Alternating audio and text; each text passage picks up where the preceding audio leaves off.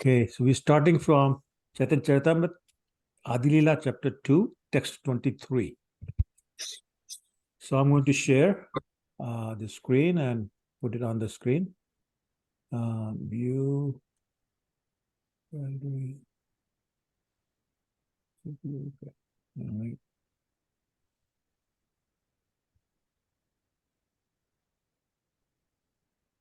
Okay. Who wants to read? So I'll read the verse and then you can do the. Okay. Paravyomete vaise Narayan naam Shadeshwar Purna Lakshmi Kant Bhagavan. Lord Narayan, who dominates the transcendental world, is full in 6 opulences. He is the personality of Godhead, the Lord of the goddess of fortune. So, the word Paravyom is used here. Paravyom means all the Vaikuntha Lokas and above. Okay? And Shadeshwar Purna, you know the 6 opulences of the Lord. Anybody wants to say it? What are the 6 opulences? Beautiful, stronger, richest, renounced. Full of strength. Okay, that's strong, yeah. Strong. Fame, wealth, beauty, renunciation. Okay, so I heard fame, I heard beauty, I heard Wealth, renunciation. Wealth, renunciation. Okay, one more missing. Intelligence. Power, I don't know, strength. Strength is same as power. Yeah. Intelligence. Intelligence. Intelligence.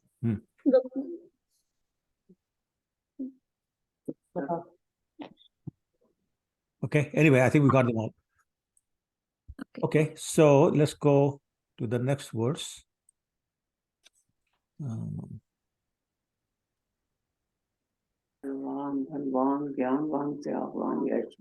Sorry? Okay, 24. Ved Bhagavat Upanishad Agam Purna Tattva Jarika hai Nahi Jar Sam. Translation. The personality of Godhead is He who is described as the absolute whole in the Vedas, Bhagavatam, Upanishads, and other transcendental literatures. No one is equal to Him. So again, the point being made is that He is above all. And in the purport, the number of scriptures mentioned here that support this point that no one is equal to Him and that He is the absolute whole or absolute truth. So who wants to read the first paragraph of the purport? Shall I read, Prabhuji? Go ahead. There are innumerable authoritative statements in the Vedas regarding the personal feature of the absolute truth. Some of them are as follows. Number 1, from Rik Samhita. 122:20. Tad Vishnu Parmam Padam Sada Pasyanti Surya Divya Chaksham Ataram. The personality of Godhead Vishnu is the absolute truth, whose lotus feet all the demigods are always eager to see. Like the sun god, he pervades everything by the rays of his energy. He appears impersonal to imperfect eyes. Yeah, thank you. So who recognizes this verse? And where do we chant it? We should be chanting it every day. Sorry?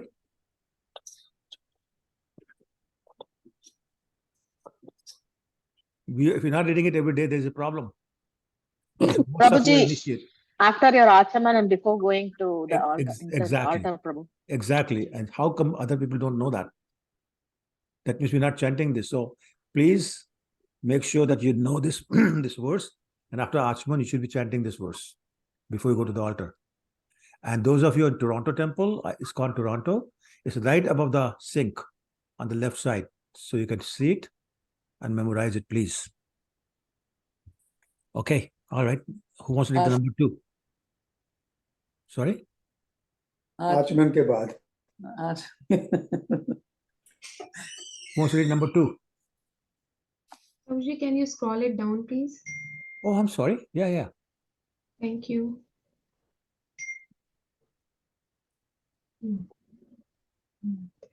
If you don't read the Sanskrit, that's fine. Just read the English. From the Narayan Atharva Shri Upanishad, Narayan Eva. Okay, I'm leaving this part. It is from Narayan only that everything is generated by him, only that everything is maintained, and in him only that everything is annihilated. Therefore, Narayana is externally existing. Everything that exists now or will be created in the future is nothing but Narayana, who is the unaltered deities. There is only Narayan and nothing else. Okay, so once again, the point being made is it's the Lord Narayan who's responsible for creation, maintenance, and annihilation.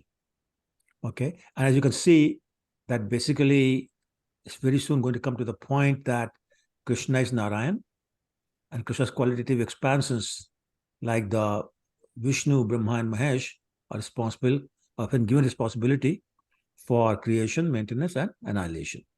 But they're all qualitative expansion of Lord Narayan. Therefore, they are Narayan. Similarly, saying that nothing exists independent of Krishna or Narayan, and Narayan is eternal. Everything that exists now or will be created in the future is all nothing but Narayan. Okay? And he's the unadulterated deity, which means there is no impurity in Narayan. The Maya cannot touch Narayan, therefore there's no impurity. And there's only Narayan and nothing else. In other words, everything, Narayan is everything. It doesn't mean everything is Narayan. So that's a very important distinction. Otherwise, it becomes Mayavad. So hopefully that's clear. If yes, somebody can read 3, 4, and 5. They're all small ones. I can read it, Hare Prabhuji. Krishna. Go ahead. Oh, sorry, there's a question. Yes, Prabhu. Which verse did you say to recite before going to altar? 24? No, if you look at the purport of 24. Oh, I'm driving, so. Oh, sorry. Then when you come back, we'll tell you, okay? Okay, Prabhu. It's in the Yes. purport of 24. Okay, I'll look. Thanks. Yeah, sure. Okay, go ahead. Chaturanga Prabhu. Narayana Upanishad, Yata Parsuta Jagta Parsuti. Narayana is the source from whom all the universes emanate. From the So hold on. So the point being made here is that Narayan is the cause of generation of all universes. Once again, Narayan in the form of Mahavishnu, that's where it's all coming from. Okay. Number 4, just read the English, Prabhu. Don't bother with the Sanskrit. Okay. From the Hayasirsa Panchamrita Harir Deva. Hari is the Supreme Lord. From the Shri Mad Bhagavatam 11, 334, 35. O best of the Brahmanas, please tell us of the position of Narayan, who is also known as Brahman and Paramatma. Okay, so once again, the absolute truth, Narayan has 3 features: Brahman, Paramatma, and Bhagavan. Okay, go ahead.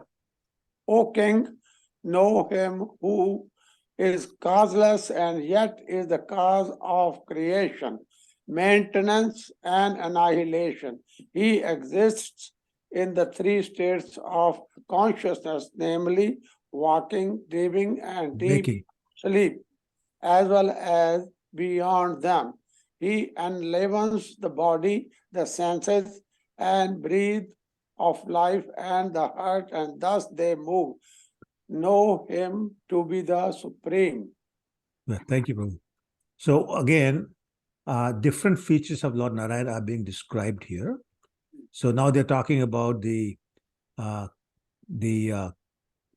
creation of the universes, how they become enlivened in terms of how the activities start there, how the senses develop, how the body develops, how he is the prana, meaning the soul in everybody, and like basically everything. And making the point that he's the cause of all causes, And there's nothing that's the cause of him. In other words, he's anadi. He's adi and anadi. Okay? So just basically different points being made that Narayan is everything. Because the point going to be proven here is that Narayan is Krishna, Krishna is Narayan. That's where we're leading. Okay? Any questions on that? Okay, 25. Bhakti Yoga. Prabhu, this is Isha Upanishad 15 and 16 verse, all combined together. Okay, all right. Isn't it? I don't know, it says Bhagavatam here too. The first one, and the second one says it's 11.3.35. So I don't know where you got Isha Upanishad.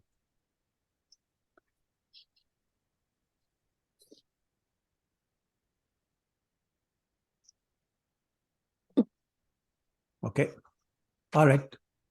Bhakti Yoga Bhakta Paya Jahar Darshan Surya Jana Savigraha Dekhe Dev Gano. Through their service, devotees see that personality of Godhead, just as the denizens of heaven see the personality of the sun. So, purport is going to explain this point that just like the residents of heavenly kingdom are able to see the personality of sun, not sun, personality of sun. Similarly, the devotees are able to see the Lord through their service. And that's going to be explained in the purport. So who wants to read the purport? Can I read in Prabhuji? Okay, Prabhu, I mean, you already read once, right? So let somebody do it. Okay. Prabhuji, I will read. Go ahead, Prabhu. Okay. So the Supreme Personality of Godhead has his eternal form, which cannot be seen by material eyes or mental speculation. Only by transcendental devotional service can one understand the transcendental form of the Lord. The comparison is made here to the qualifications for the viewing the personal features of the Sun God. The Sun God is a person who, although not visible to our eyes, is seen from the higher planets by the demigods, whose eyes are suitable for seeing through the glaring sunshine that surrounds him.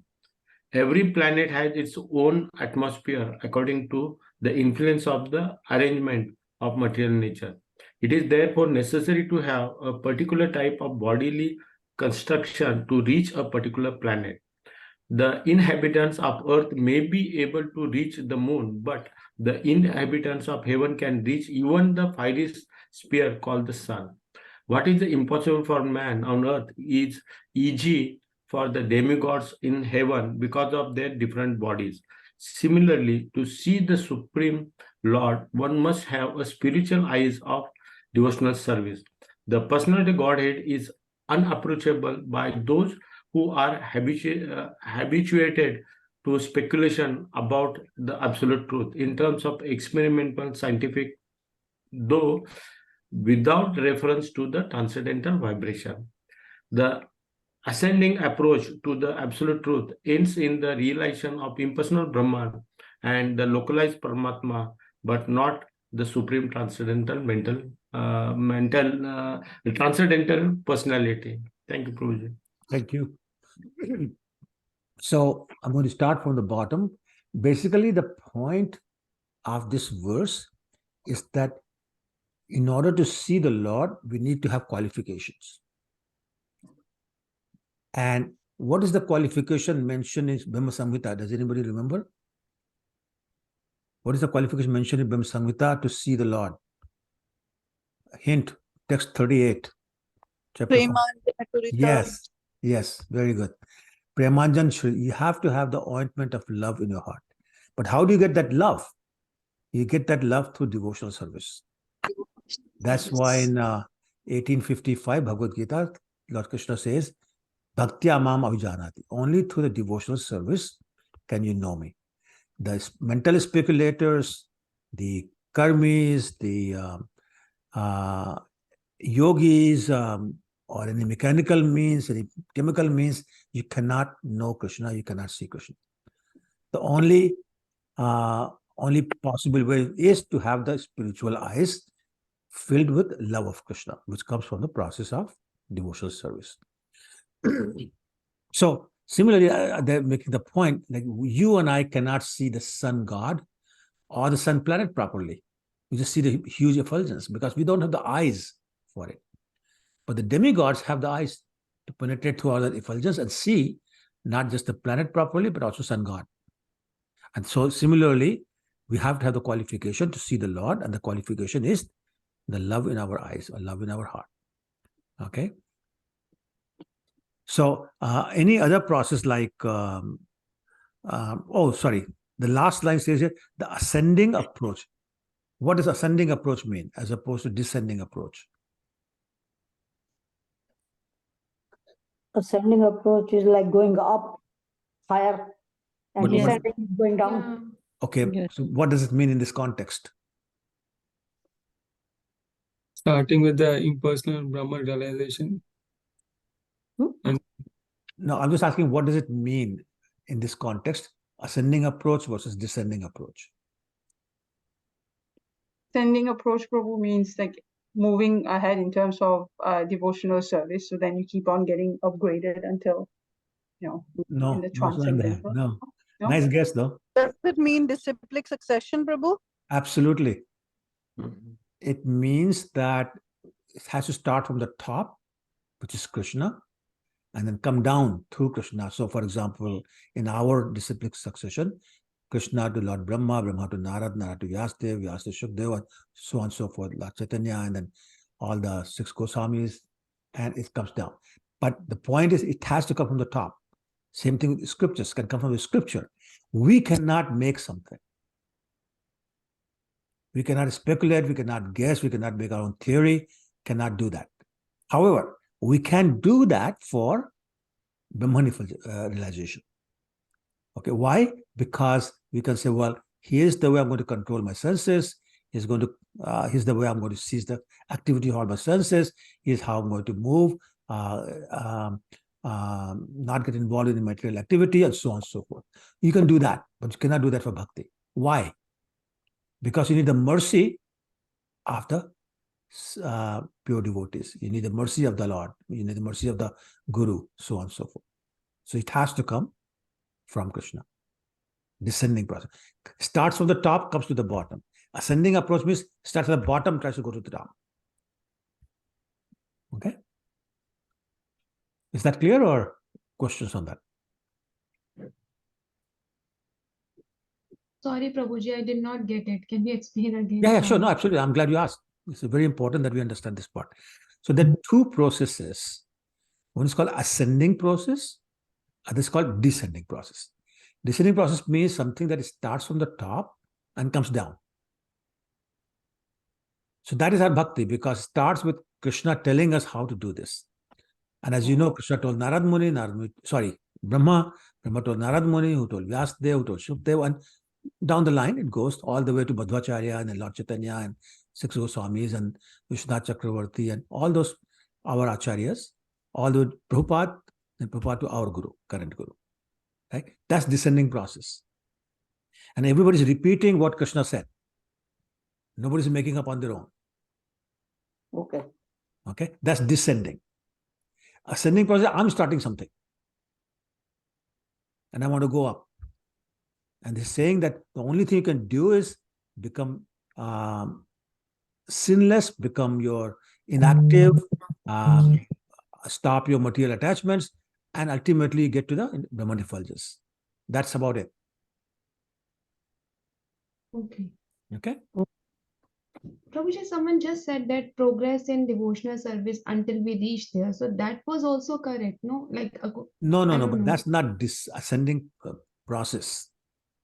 That's not what we mean by ascending process in this context. Okay.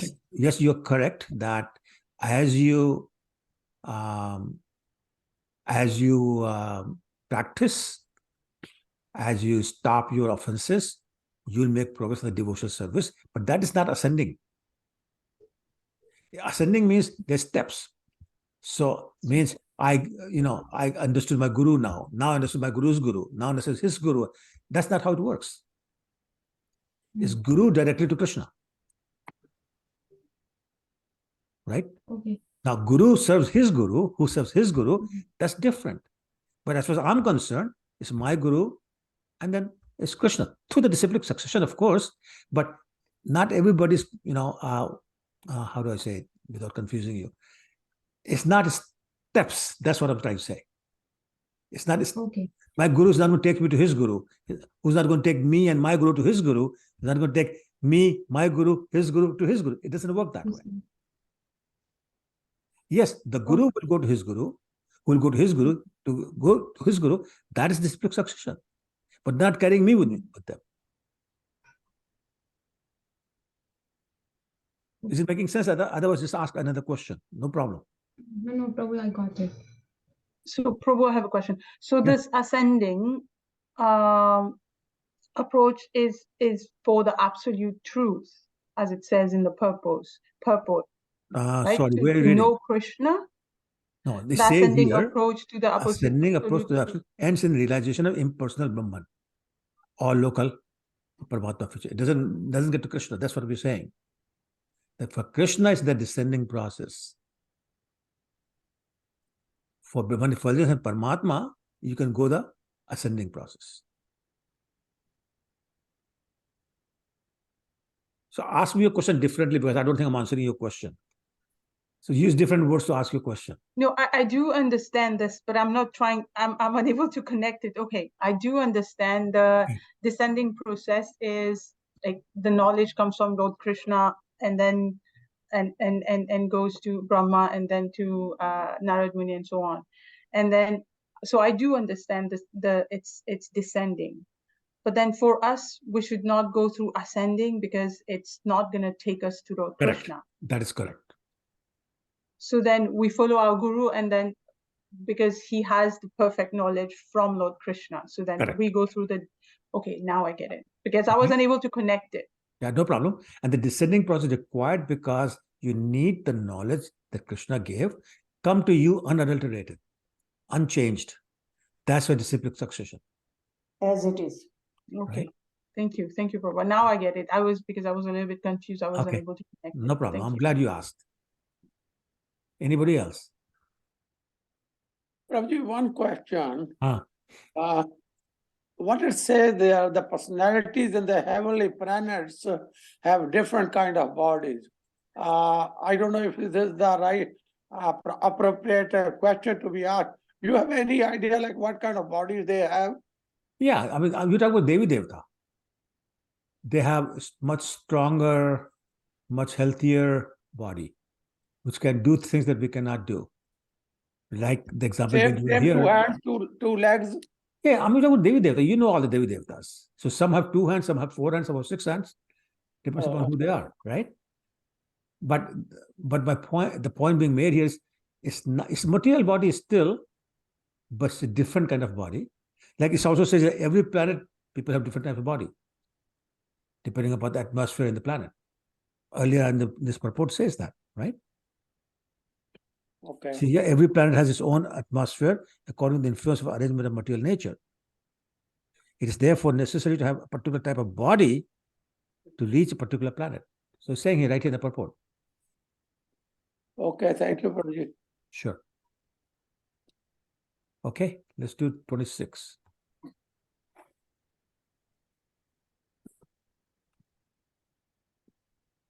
ज्ञान योग मार्गे तारे भजे से ही सब ब्रह्म आत्म रूपे तारे करे अनुभव. Those who walk the paths of knowledge and yoga worship only him, for it is him they perceive as the impersonal Brahman and localized Paramatma.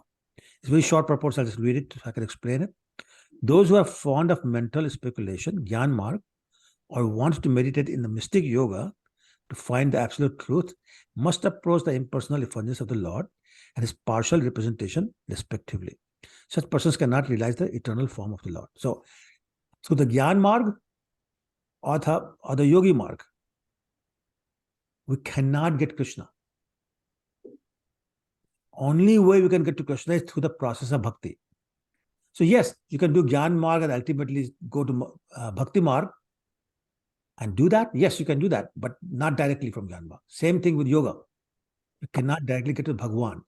You can get to Brahman effulgence from Gyan Marg, and you can get to Paramatma feature through yoga mark. But that's about it. You stop there. And that's why they're known as yogis have different types. So somebody who stops at the stage of karma yoga is known as karma yogi. Somebody who stops at the stage of jnana yoga doesn't go further than that. It's known as jnana yogi. Someone who stops at just the meditation is known as a dhyana yogi. But only one who interacts directly with Krishna is known as bhakti yogi. So karma yogi, jnana yogi, dhyana yogi cannot get to Krishna unless they make a stop at the bhakti yoga mark, step, if you want to call it, in the form of yoga ladder. They cannot get there. So all paths to Krishna go through the bhakti yoga process. Correct. Okay, is that clear? Yes, Prabhu. Prabhuji, can we say this as ascending or descending form? That can we refer this to that context? No. You can say again that Gyan Marg and Yoga Marg are ascending processes. You can say that, yeah. Prabhuji, I have a question. हाँ बोलो. Prabhuji, ऐसा बोलते हैं ना कि this Jivatma has been separated from the Paramatma, and he will be satisfied only when he gets to the constitutional position. नहीं तो आगे पीछे the process continues until it reaches that. Right. So the constitutional position is to serve the Supreme, but in which form? Like does it have to go to Golok Vrindavan in order to be situated in its constitutional position, or there are other Vaikuntha planets, other planets? So is it predetermined, or how it works? Because these processes also situate Jivatma in a certain, like, relatively better position compared to material, but then again there's always a downfall. Yeah. Good question. So, Prabhu, the two types of bhakti we talk about: Sakam bhakti and Nishkam bhakti. Right? Sakam bhakti basically says, Krishna, I'm serving you, but I want something in return, something material in return. Nishkam bhakti says, Krishna, I'm serving you, but I don't want anything in return. So in Nishkam bhakti is also two types. One is called Kevala bhakti, or pure, unadulterated, unalloyed devotional service, where you don't, that's one. And the second one is where there's no knowledge of the Aishwarya of Krishna or the Lord. So if you're doing it with the knowledge of his Aishwarya, then you get promoted to one of the Vaikuntha lokas, where all the time you're conscious of the Lord's opulence and you're serving him as a servant. That's it. It is when you don't have the understanding that he's God and serving him in one of the four mellows, Dasiras, Sakshiras, Vatsaliras, Madhuras, then you go to Golok Vrindavan. You continue to serve him in that mellow, whatever that mellow was. Now, one other concept that you're kind of hinted at is called, what's the word? Swarup Siddhi. Swarup Siddhi basically means, what is your form? Your form could be a tree, a stone, a river, a man, a woman, a child, an old person, or whatever. It could be anything. We don't know. But whatever that is, when we go to Golok Vrindavan Dham, we have that form. Now, in the Vaikuntha Loka, something interesting happens. But typically, you will have one of the four liberations: Samipya, Salokya, Sarupya, Sarshti. Right? But everybody has four hands. In Vaikuntha Loka, everybody has four hands. Isn't that Sarupya then? Well, no, there's some differences. It's not exactly Sarupya, because it could be Samip, it still have four hands. Okay. What was I going to say? Yeah, it could be Sarshti, same opulence. The only difference is that nobody other than the Lord, Narayan or Vishnu, whatever it is, has the Shivatsrekha or Kaustubhamani. Those two things are only with the Lord. Everybody may look like him, but doesn't have these two things. Okay? But in Golok Vrindavan, nobody is running around with four hands, not even Krishna. So in Vaikuntha Loka, it will be like, I mean, from our perspective, lots of Vishnus are worshipping Vishnu. Well, but they're not Vishnu, they're Vishnu Dutas. Yes. Yeah, in form, sorry. In the form, yes. Yeah. Correct. But they all have the sense that they're servants and this is my Lord. And they're happy doing that. They're not, aspiring for anything else. That's what they wanted. They got it. They're very happy. Aspiring candidates are here too. Sorry? Aspiring candidates are here. That's right. Thank you so much. Sure. Any other questions, comments? Okay, let's move to the next one. 27. Upasana bhede jani Ishwara mahima ateva suryatar diyata upama. Thus one may understand the glories of the Lord through different modes of worship as the analogy of the sun. So we talked about Gyan Marg, we talked about Dhyan Marg, we talked about Bhakti Marg. So there's different ways of doing it. But the destination is different also. Okay?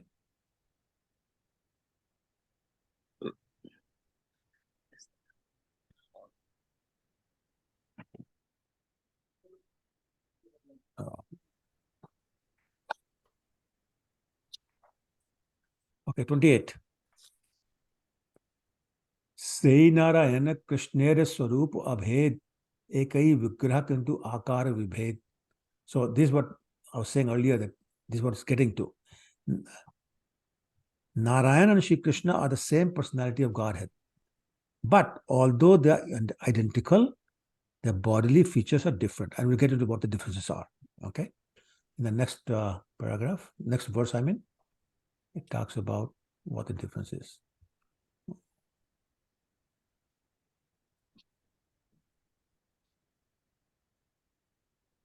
"29.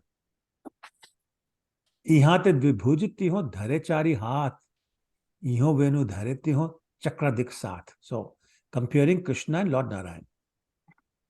The personality of Godhead Shri Krishna has two hands and holds a flute, whereas the other, Lord Narayan, has four hands with conch, wheel, mace, and lotus. Okay? So Narayan is identical to Shri Krishna. They're in fact the same person manifested differently, like a high court judge who's differently situated in his office or at home. There's a very famous story about Winston Churchill. Everybody knows who Winston Churchill was? Who was Churchill? Yes, Prabhuji. Who was he? I'm sorry? British wartime PM. Yes. So he was the Prime Minister of Britain. Prime Minister of Canada. So you can imagine, how powerful a position that is, how everybody's scared of him, and to meet him like, I'm sorry, someone saying something? Okay, there's a conversation going on the side. Can you please mute yourself, everyone? I thought you were going to leave it downstairs.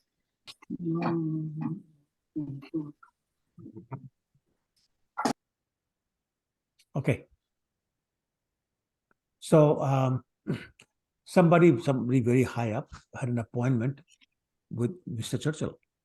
When he came, he was asked to wait in an office, and he waited for like 30 minutes. 30 minutes past his appointed time, and Churchill wasn't coming out. So he said, "What's going on?" And they said, "Well, he's in a private meeting, he cannot be disturbed." So this guy was pretty high up, so he said, "Okay, I'm going to check." So he went and opened the door a little bit to see what Churchill is doing. And can you guess what he was doing? He was playing horsey to his grandkid. His grandkid was riding his back, and he was on his all fours, walking like a horse for the last 30 minutes. So my point is, the point being made here is he may be Churchill, the Prime Minister somewhere else, but to that kid, he's just a granddad. Was forcing him to be the horsey for 30 minutes. So again, the point being made is that Lord Krishna, Lord Narayan are the same, but they're playing different roles. They're manifesting themselves differently. As a matter of fact, and I don't want to get into too much detail because we'll cover this in great detail later on, but who's the first expansion of Lord Krishna?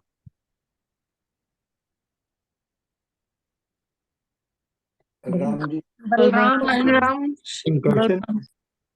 Okay, I got too many answers. One person at a time. Balram. Lord. I'm sorry. Some- Okay, raise your hand before you answer it, because otherwise there's too many people talking at the same time. Raise your hand. Okay, Rajan Prabhu. Concussion. Sankarshan? Yes, sorry. If Strictly speaking, no. Devjani? Lord Balram. Okay. Nima Mataji? It is Lord Balram. Okay. Gautam Prabhu? Vasudev. Okay. Okay. So Lord Balram is the correct answer. So Lord Balram is the immediate expansion of Lord Krishna. And Lord Balram expands to Lord Narayan. So Yeah. Narayan is expansion of Lord Krishna. Yeah. I'm going to a lot of more detail because one day we will cover the whole chart. But for today's purposes, the point is that Lord Narayan is expansion of Krishna, but he's same Krishna. Okay. The difference in the form. It's called Vilas Murti. And again, we'll discuss it later on some other day. So he is Krishna, but in different form, manifested in different form. So one difference being given here is Krishna has 2 hands and plays flute. Lord Narayan has 4 hands that has got, Shankha Chakra Gadapan. Okay. Any questions on that?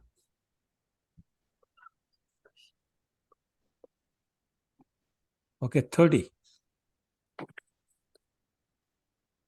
Narayanastvam nahi sarvadehinam atmasi adhishakhila lokashakshi Narayano angam narbhu jalayanat tatchapi satyam natavav maya. O Lord of Lords, O Lord of Lords, you are the seer of all creation. You are indeed everyone's dearest life. Are you not? Therefore, my father Narayan, this is Brahma speaking.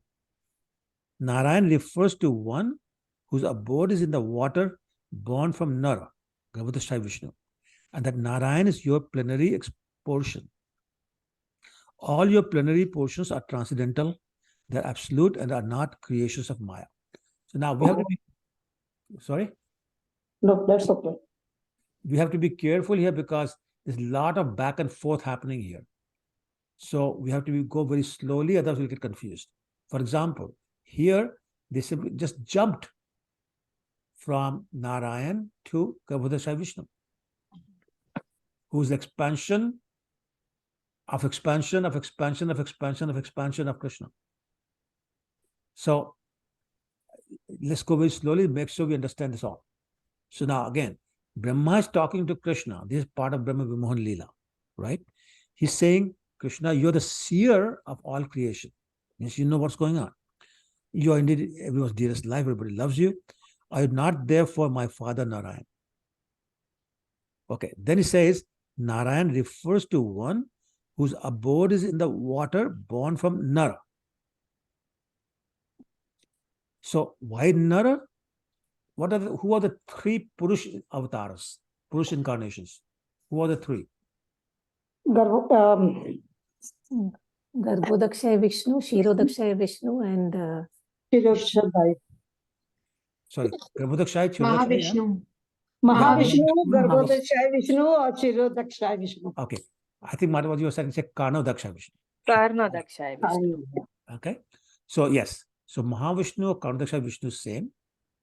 His expansion is Garbhodakshaya Vishnu. Yes. And his expansion is Kshirodakshaya Vishnu, or just Vishnu that we know. Yes. Okay. So now, So Nar means Purush. That's one point. Then an ayan means abode or shelter. Nar also means water.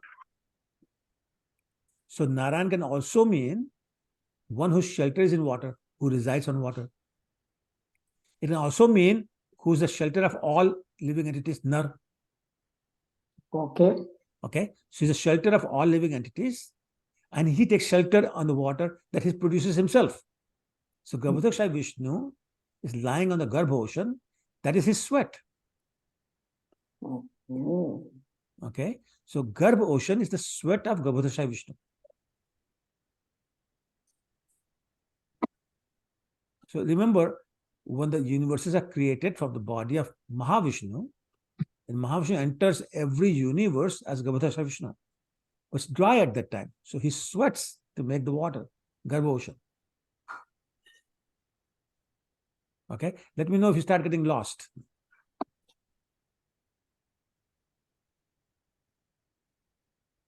Okay. So Brahma is saying they're all your plenary portion. What does plenary mean, by the way?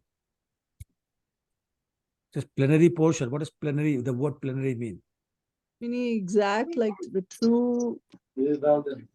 Sorry, Swash. 1% at a time. Let me finish first. I think it's the exact, like the exactly as like the original. Okay. All right. Swash. Replica, Prabhuji? Okay, hold on. Let Gautam answer first. Gautam? Oh. Yes. You're saying something. Sorry, Prabhu. I thought I'll just wait. Sorry. Okay, no problem. No problem. Gayatri? Is it the material expansion? I'm sorry? Material? No. Plenary not means at all. material? No. The word plenary, what is it?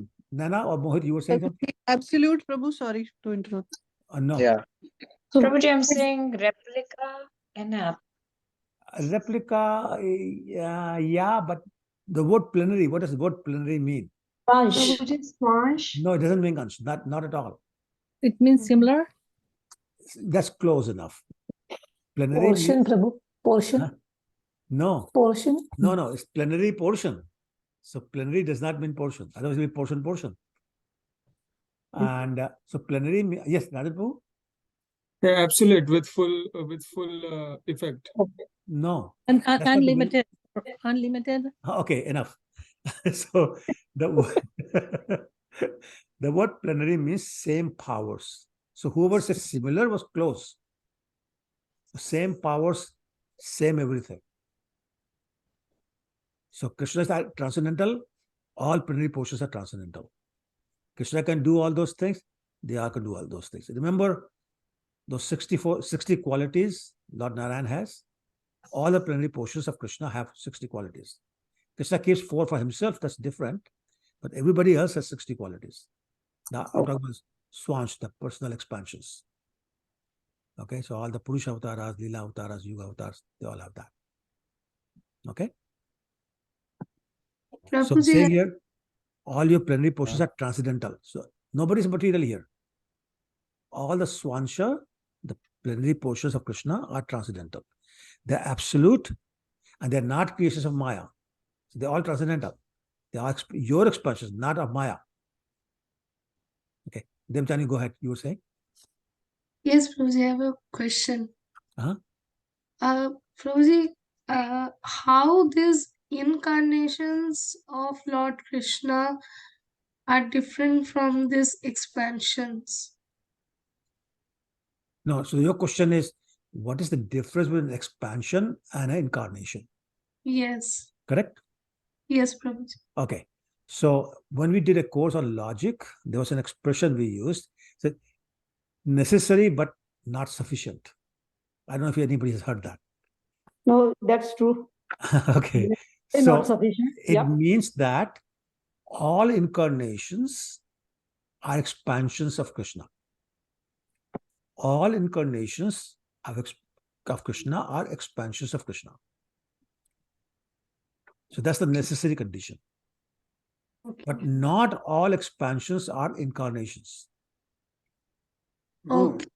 Okay, Yeah. let me say this further. Yeah. Definition of incarnation is that form of Krishna that appears in the material world. That is incarnation.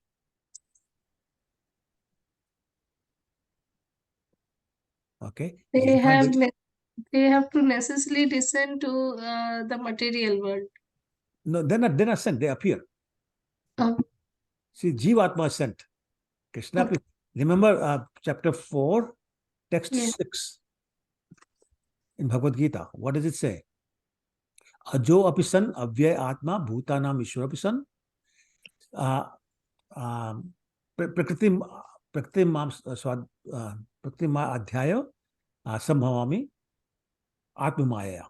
Krishna is saying, I am unborn, but out of my own nature I appear, not by the nature of Maya. So I keep all my qualities. That is avatar. So it's transcendental, it's not created, it's absolute, not created by Maya. All that is true. But because they appear in the material world, they're known as avatar. So Lord Brahma is an avatar. Even Krishna is counted among the avatars. If you look at Bhagavatam. Nursing avatar. Sorry? Nursing avatar like? Nursing avatar, Kurma avatar, Matsya avatar, Varaha avatar, all so many, right? There are billions and billions of them. They're all avatars because they appear in the material world. But if there's an expansion that does not appear in the material world, it's just an expansion. Okay? Yes. That's a good question. Hare Krishna, Prabhuji. Okay. Usha, so from now on, please raise your hand because too many people talk at the same time. So Usha, go ahead. So Prabhu, as you said, all incarnations are expansions of Krishna. Yes. All incarnations are expansions, Yes. but not all expansions are Krishna. No, I didn't say that. I said not all expansions are incarnations. In other words, Are not incarnations. Okay. Not all expansions appear in the material world. So, for example, Brahma is the expansion of Balaram. Brahma is separated. We are talking about Swansh. Brahma is living entity. Brahma is not Swansh. We're talking about Swansh, plenary portions. Brahma is Jivatma. You and me. You can Brahma next time. Would you like to be? Why not? At least a little bit better than myself. Now, not only that, you can live 311 trillion, 40 billion years. Close to Krishna, at least. There you go. Okay. Did I answer your question? Actually, I forgot my question. Oh, good. So, Then I answered it. Okay. Thank you. Padma Mataji? Padmakshi Radhika Mataji? Prabhuji, Hare Krishna. Hare Krishna. Okay, wait. I'm getting confused. Wait. This Swans, whatever that word you're saying is it the same as Swamsha? Yeah, yes, it is. So Okay. Swansha is the Canadian pronunciation of the Sanskrit word Swansh. Swansh, okay. Yeah. Now, you are saying this plenary portion means it's the Swansh, which is Krishna himself. No, I didn't say that. No. It's Swansh means portion. This portion of Krishna. Like parts and parcel? Okay. Well, we reserve that word for living entities. Go ahead. Yeah. So now what is the difference between Swansh and Kala, Prabhu? What is Kala? Yes, okay. So the immediate expansion is called Ansh or Swansh. The expansion of the expansion is called Kala. So if you remember Canto 1, Chapter 3, Text 28, very famous verse. Ete chansh kala punsam, Krishnastu Bhagwan Swam. Remember that verse? The Ete chansh, so he's described so many anshas. But they all, the Kala means expansion of the expansion of Krishna. So again, go back. Lord Narayan is Kala. Why? Is expansion of expansion. Expansion is Balaram. Which is Narayan. So Narayan is Kala. All the three Purusha avatars, the expansion of the expansions of the expansion, they are Kala. Lord Ram is Okay. Kala, Lord Nrsimhadev is Kala. Okay. Got it, Prabhu. Thank you, Prabhuji. You're welcome. Okay, anybody else? Prabhu, Ram and Narasimhadev is the incarnation, right? Not the expansion. Oh, Usha, wake up. Wake up. All incarnations are expansions. That's what I said. All incarnations are expansions. Not all expansions are incarnations.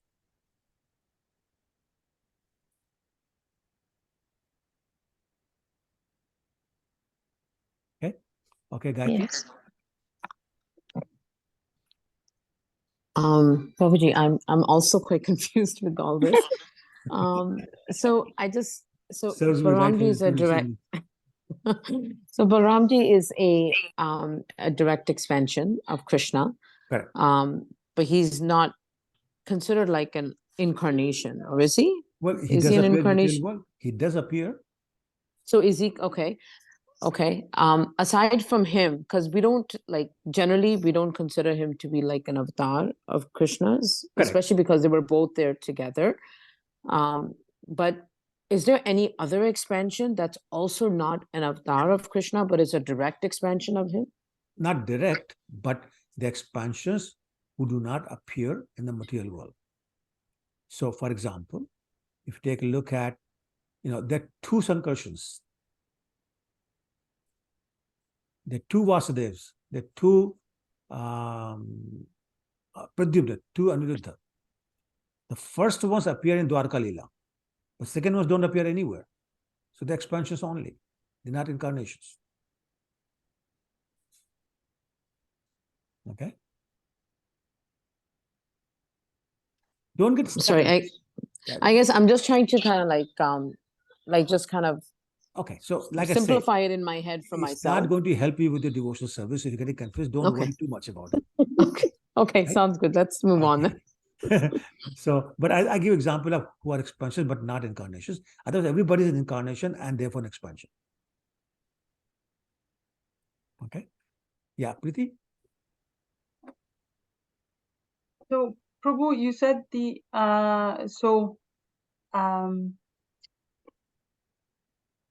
Balram is Kala, expansion of expansion. He's the only one who's not Kala. Please, Prabhu, okay. Balram is the only one who's not Kala. He's direct expansion. So he is Swansh. They're all Swans. But it's a Swans of the Swans of the Swans is A equals B equals C equals D, therefore A equals D. Then who's Kala, Prabhu? An example of Kala. Everybody's Kala except Balram.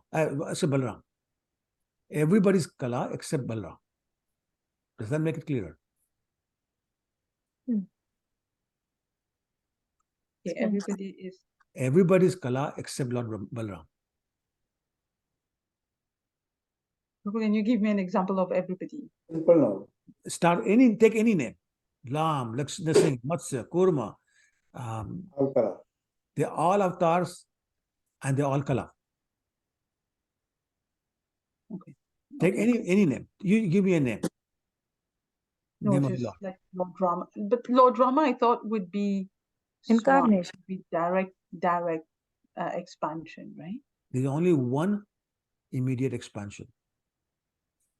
Everybody else is expansion of the expansion.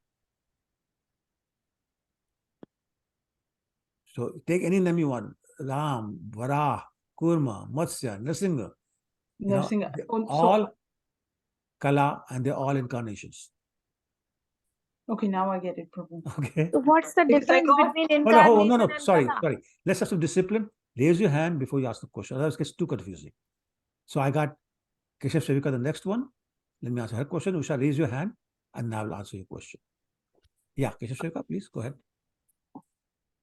Prabhuji, just to summarize what I got, we are talking about three things: Kala, incarnation, and expansions, correct? You go ahead. You finish your point. Okay. As Kala is, I'm just clarifying myself. So Kala is like expansion of expansion. So whosoever is coming from Balaramji, they all are Kala. Thank you. Yes. And incarnation who appears on material world and we worship them in some of the form, they all are incarnation. Yes. Okay. Expansion, they are the part and parcel of like the Savansh of Krishna, but they don't appear in material world. So they all are expansions. No. Everybody is Swansh. Avatars are all Swansh. That just means as opposed to Vibhinnas, which is us. We are separated parts and parcel. They are integrated or personal. Because they have all the same powers, same potencies, everything.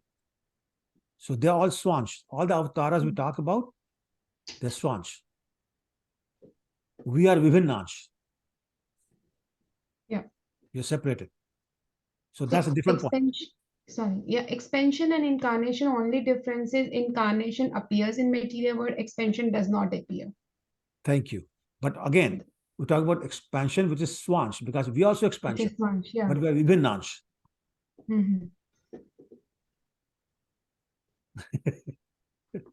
Okay, just digest it for tomorrow, then we'll talk again. Okay. Rajan Prabhu. So Lord Shiva, where do we place him? Totally different. He's not Swansh. Okay. He's not Swansh. And that's what I was saying. We talk about Answansh, because we are also Vibhinnansh. We also Ansh, but we're not Swansh. Okay? All right. Okay. Naina and Mohit. Prabhuji, today's class feels very complicated for a reason. Well, it is complicated. I don't know, it's kind of bouncing over. The reason is we're trying to get into too much detail. Just accept that there are different nomenclatures, and that's it.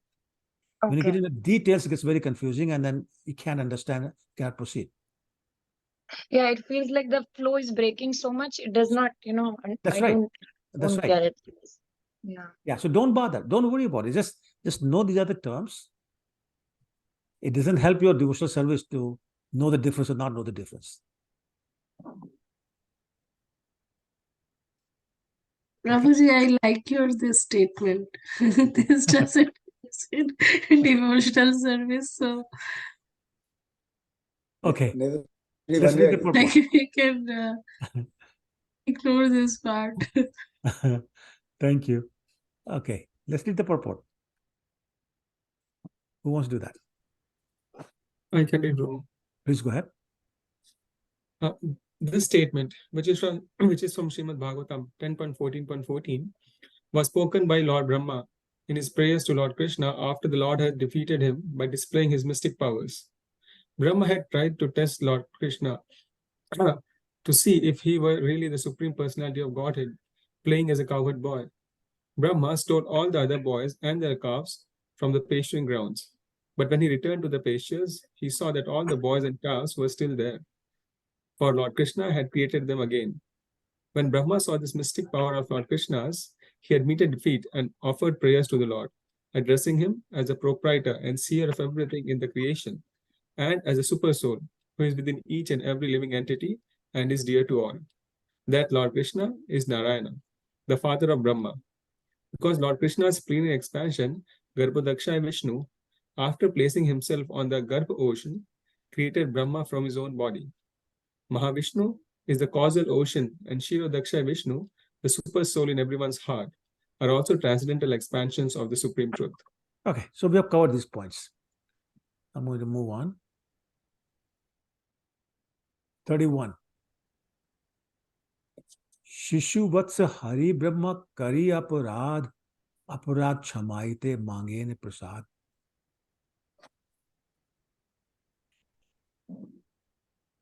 Translation.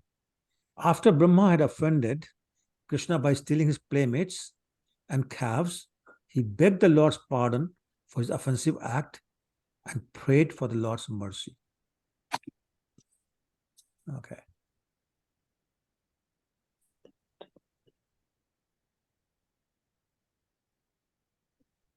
(32) Tomar Nabhi Padma Haite Amar Janmodaya Tumi Pita Mata Ami Tomar Tanaya. So now Brahma is kind of buttering him up and saying, look, you're my father, I'm your son, you're supposed to forgive me. So he's saying, I took birth from the lotus that grew from your navel, Thus you are both my father and my mother, and I'm your son. So once again, see here, Lord Brahma is making the point that Garbhodaya Vishnu is non-different from you, my Krishna, my Lord Krishna. So he's saying it is your navel, but it's actually Garbhodaya Vishnu, but because they're non-different, Brahma is saying that. Okay?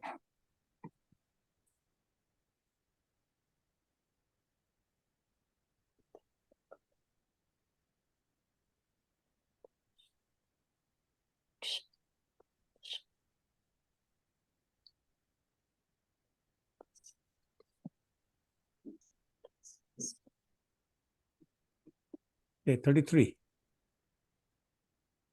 I really like the way Brahma is going. Pita mata balke naloy aparad, aparad chamamore karahu prasad. Parents never take seriously the offenses of their children. I therefore beg your pardon and ask for your benediction. So, बच्चा हूँ छोड़ दो, माफ कर दो, कोई बात नहीं है.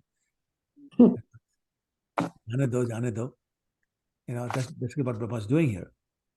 So 234, Krishna कहेन ब्रह्मा तोमार पिता नारायण, आमी गोप तुमी कचे अमार नंदन. So now Brahma is saying, you might object to what I'm saying. So he's saying, well, actually, Krishna said, oh Brahma, your father is Narayan. I am but a cowherd boy. How can you be my son? No, he didn't say at least, well, I'm only 6 years old, 5 years actually. So, okay, next one. 35. So now Brahma is responding. Brahma bolan, tumi ki na ho Narayan, tumi Narayan shunu tahara karana. Brahma saying, but, are you not Narayan? You're certainly Narayan. Please listen. As I state the proofs. So now Brahma is going to give proof of why Krishna is same as Narayan. 36.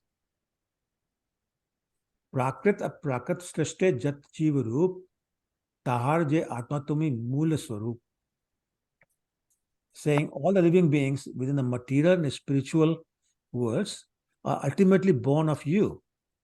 For you are the super soul of them all. So, again, Mameva Ansho Jiva Loka Jiva Bhuta Sanatana, as Krishna says in chapter 15, same thing. You are all born from him, whether you're living in the material world or in the spiritual world. And you are the super soul of them all. Okay, let's read the purport. First paragraph, who wants to do it? I can read, Prabhu. Please go ahead. The cosmic manifestation is generated by the interaction of the three modes of material nature. The transcendental world has no such material worlds, although it is nevertheless full of spiritual variegatedness. In that spiritual world, there are also innumerable living entities who are eternally liberated souls engaged in transcendental loving service to Lord Krishna. The conditioned souls who remain within the material cosmic creation are subjected to the threefold miseries and pangs of material nature. They exist in different species of life because they are eternally averse to transcendental loving devotion to the Supreme Lord. Right. So again, the point being made is that there are two types of people. The Nitya Baddhas, which are us, eternally conditioned, living in the material world, and Nitya Siddhas, who are eternally liberated people, living in the spiritual world, constantly serving Krishna for his pleasure. And those of us who are in the material world are subjected to threefold miseries. Anybody knows what those threefold miseries are? Sattvagun, Tamagun. Adi Bhautik, Adi Devik, Adi Bhautik, and Adhyatmik. Correct. Yeah. Correct. So those caused by demigods, those caused by other living entities, those caused by our own mind and body. So we are subject to those because we're living here, and we get different bodies because we don't love Krishna. Simple as that. Okay, next paragraph. Shankarsana is the original source of all living entities because they are all expansions of his marginal potency.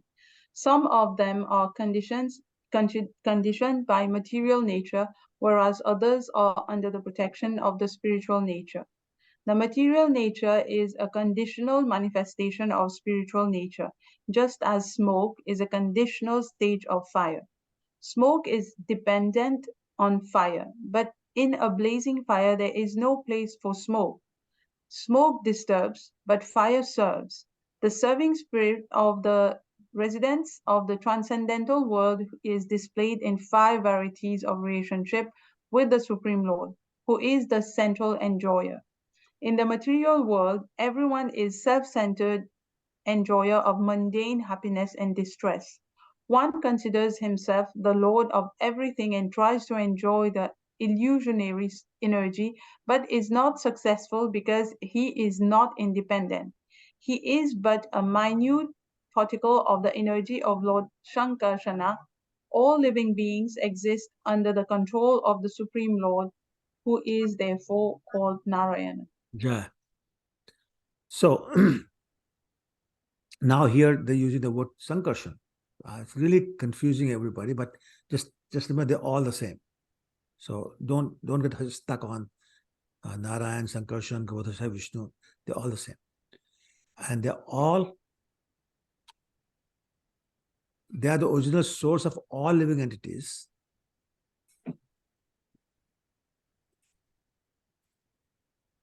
The living entities we talked about earlier, some of us are eternally conditioned by the material nature, and some of us are eternally liberated, and thus they are under the protection of the spiritual nature, the Yogamaya and Mahamaya. Now, Mahamaya, the material energy, is a conditional manifestation of Yogamaya. Some say it's a shadow of Yogamaya, some say it's conditional manifestation. And the example that is given, the smoke is a conditional manifestation of fire. In other words, smoke cannot exist if there's no fire. But if there's fire, there may not be smoke. Okay, so you know this smoke, fire must be there. But the presence of fire doesn't necessarily mean presence of smoke. And then it gives the further explanation. The smoke disturbs the eyes. Because fire you can use to cook some food for yourself. So fire serves, smoke disturbs. In other words, Yogamaya is good for us because it will take us to the Lord. Mahamaya simply gives us miseries. Okay, I think it's a very, very nice example. The residents of the spiritual world who are Nitya Siddhas, they can serve the Lord in 5 varieties. You know, the Panch Rasa, Shantaras, Dasaras, Saksharas, Vatsalas, Madhuraras. Serve them. And they know Krishna is the enjoyer. In other words, all the services to give Krishna the pleasure. In the material world, everything is about me. And whatever I'm doing is for my pleasure. But we don't understand that we're not the enjoyers. We cannot enjoy.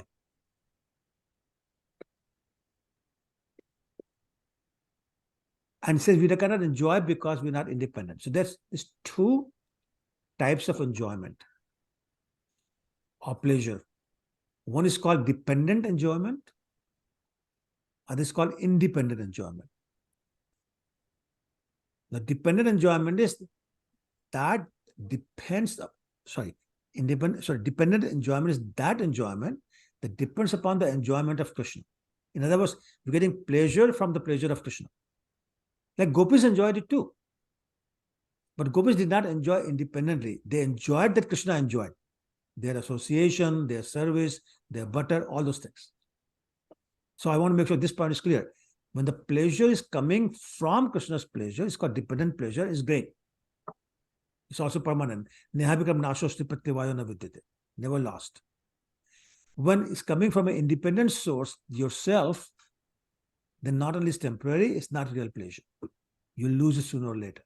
Not only that, those of you remember Bhagavad Gita chapter 5, text 22, where Krishna says, Yehi sansparshaja bhoga, duksh yonyayate. All material happiness is simply mother of miseries. Whatever you're enjoying today will result in some misery, guaranteed. at some point in time. Okay? So therefore, dependent enjoyment is good, independent enjoyment is bad.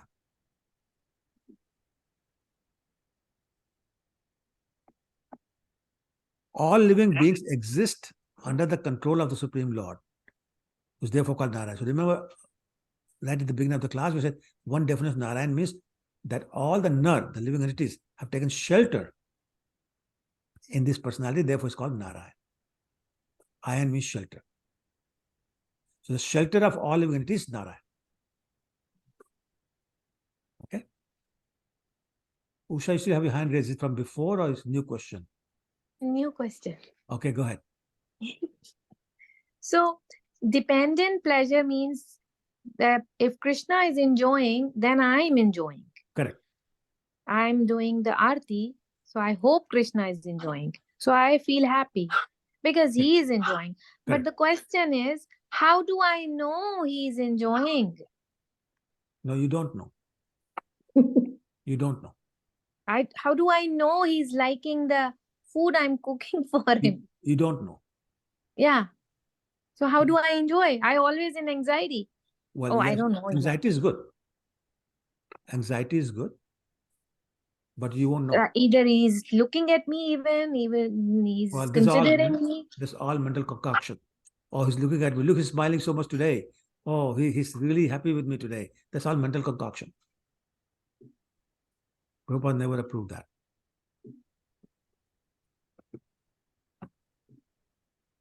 The only way you know he's happy is if you make progress on devotional service. If you're losing attachment. So it's indirect ways. Okay. I see. Sorry, Prabhu, I have a question. Don't be sorry, go ahead. So like, what should our consciousness be? Because, we listen to Kirtan, we like listening to Kirtan, and we like, singing it, not always thinking that this is giving Krishna pleasure. So should we just keep on doing that, knowing that the process of hearing is clearing us from inside out and we will get to that stage? Correct. Or should we have like a mindfulness constantly kind of working on our consciousness, more actively as opposed to passively just performing, acts of devotional service without like a clear conscious thinking? I don't actually have to do anything. I can just passively listen to Kirtan and know that Kirtan is cleaning me out. I don't have to act on it or work on it. Well, so again, it all depends. Like, these are very generic questions, very hard to answer them, with one line answer. So for example, I'm not talking about you.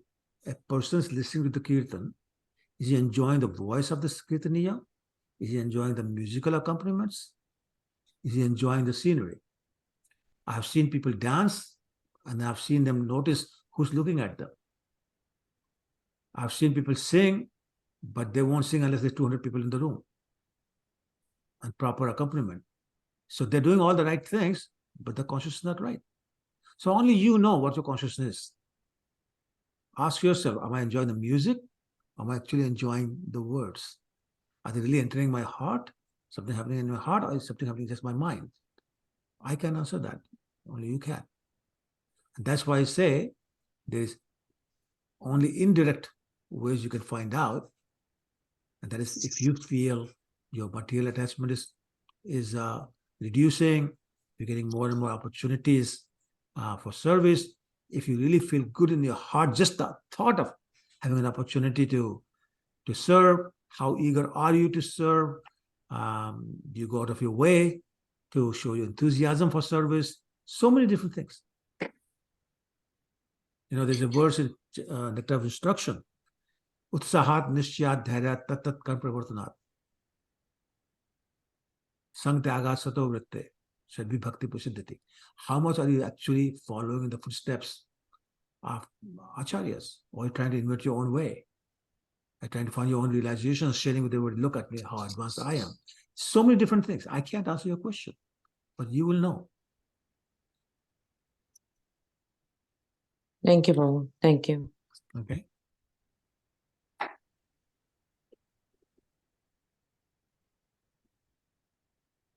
Yeah, 37. पृथ्वी जैसे घट कुलेरे कारण आश्रय जीवेर निदान तुम्हें सर्वाश्रय. This is very important verse. Okay, let me just. As the earth is the original cause and shelter of all parts made of earth, so you are the ultimate cause and shelter of all living beings. Now, how many of you have actually seen a potter making pots? Pot. Okay, one person. Okay, so if you haven't seen it, then you may have difficulty understanding the point. But let's go to the purport, then I'll try and explain it. I read, Prabhu? Yeah, of course, go ahead. As the vast earth is the source for the ingredients of all earthen parts, so the Supreme Soul is the source for the complete substance of all individual living entities.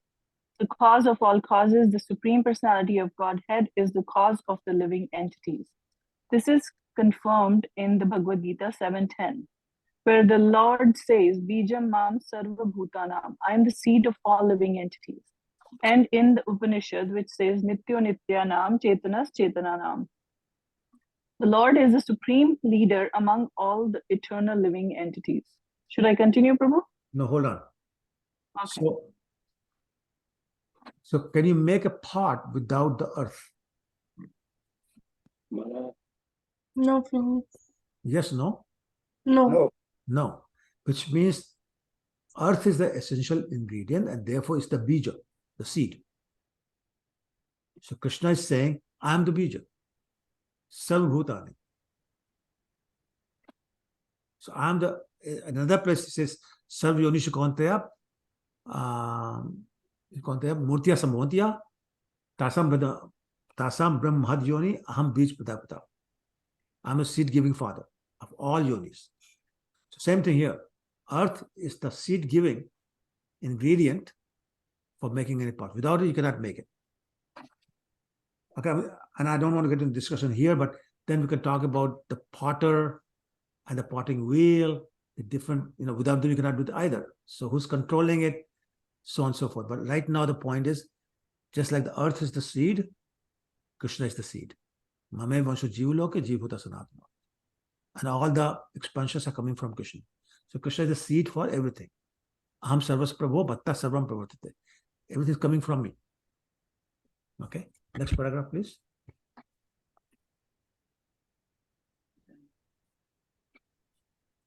Go ahead.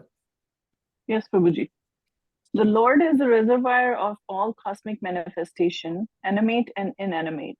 The advocates of Vishishta Advaita Vada philosophy explain the Vedanta Sutra by saying that although the living entity has two kinds of bodies, subtle, consisting of mind, intelligence, and false ego, and gross, consisting of the 5 basic elements, and although he thus lives in 3 bodily dimensions, gross, subtle, and spiritual, he is nevertheless a spiritual soul. Similarly, the Supreme Personality of Godhead, who emanates the material and spiritual worlds, is the Supreme Spirit. As an individual spirit soul is almost identical to his gross and subtle bodies, so the Supreme Lord is almost identical to the material and spiritual worlds. The material world full of conditioned souls trying to lord it over matter is a manifestation of the external energy of the Supreme Lord. And the spiritual world full of perfect servitors of the Lord is a manifestation of his internal energy. Since all living entities are minute sparks of the Supreme Personality of Godhead, he is the Supreme Soul in both the material and spiritual worlds. The Vaishnavas following Lord Chaitanya stress the doctrine of Achintya Bheda Bhed Tattva, which states that the Supreme Lord, being the cause and effect of everything, is inconceivably simultaneously one with his manifestations of energy and different from them. Right. So again, the bottom line is the Lord is same as us in qualitatively and different from us quantitatively. So that's the Achintya Bheda Bhed philosophy. Okay, we're going to do one more verse and then we'll stop. 38, because we already covered this. नार शब्दे कहे सर्व जीवेर निचय ayan shabdete kahe tahar ashraya. So we talked about this. The word nar refers to the aggregate of all living entities. The word ayan refers to the refuge or shelter of them all. So Narayan means the one who's shelter of all living entities. Okay. Once again, Brahma is trying to prove that Krishna is Narayan. Okay, we're going to stop here. Any questions or comments? Let me stop sharing. Okay.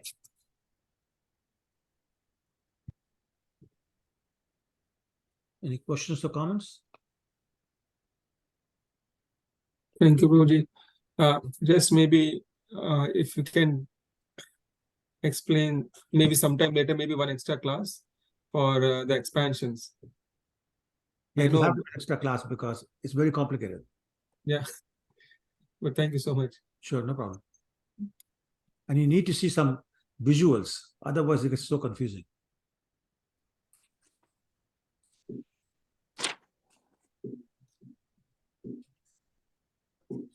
Okay. Any other questions, comments? Okay. All right then. Thank you very much. Thank you so much, Prabhuji. Thank you. Thank you so much. Thank you, Prabhuji. Hare Krishna. Hare Krishna. Thank you, Prabhu. Krishna. Thank you, Prabhuji. Hare Krishna. Thank you. Hare Krishna. Hare Krishna, Prabhuji. I hope nobody gets a headache after class today. No, Prabhuji, it was good. Thank you. Thank you, Prabhuji. Some people, Thank thank you. Thank you, everyone. Hare Krishna. Hare Hare Krishna. Krishna. Hare Krishna. Hare Krishna. Thank you, Prabhuji. Oh, thank you. Hare Krishna, Prabhu. Hare Krishna, Usha. Hare Krishna. Hari Bol.